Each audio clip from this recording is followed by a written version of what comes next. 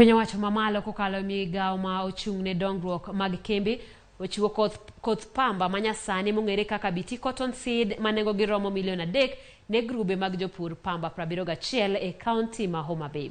Piny owacho mamalo komakore gi sirikand kaunti ma Homa Bay omakore kanyakla mar temo chiero kendo pur mar pamba ma osebedo ka thembo kaluwore gi onge mar chiro kod kembe ma jopur nyalo tere pamba magigolo e puothegi.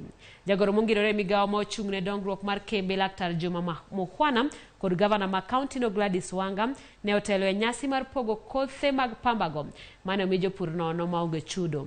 Mukhwana koni piny owacho oseketo kenge makare mana negi chiero kendo pur mar pamba. Hao makofi. Na vile tumesema hii ni second season, tulikuwa tumeshapanda hapo nyuma, but next season tutajipanga vizuri, tuanze mapema. Kama umeweka shamba yako kando ya cotton, utukue na mbegu mapema kabisa. Kazi yako ni upande cotton itoke vizuri, alafu hao wadau wanakuja kununua. Can you imagine?